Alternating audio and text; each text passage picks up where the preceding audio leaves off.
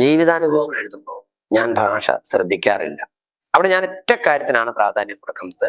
അത് സത്യസന്ധതയ്ക്കാണ്. ഞാൻ അനുഭവിച്ച ജീവിതത്തെ ഏറ്റവും സത്യസന്ധമായി വായനക്കാരിലേക്ക് എത്തിക്കുക.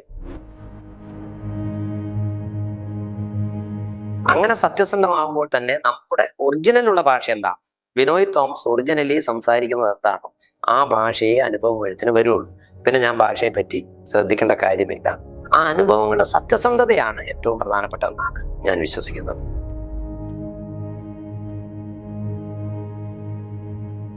ഞാൻ എഴുതിയിട്ടുള്ള അനുഭവക്കുറിപ്പുകളിൽ ഒന്നും തന്നെ നുണയുടെ ഒരു അംശം പോലും ഉണ്ടായില്ല എന്നുള്ളതാണ് സത്യം. കാരണം സത്യസന്ധമായി ജീവിതത്തെ എഴുതുക, ആ എഴുതുന്നതിന് എൻ്റെ സത്യസന്ധമായ ഭാഷ സ്വാഭാവികമായി വരിക, ഇതാണ് കള്ളക്കടത്ത് കാലം എന്ന കൃതി എഴുതുമ്പോഴും ഏത് ജീവിതാനുഭവം എഴുതുമ്പോഴും എൻ്റെ മനസ്സിലുള്ള ചിന്ത.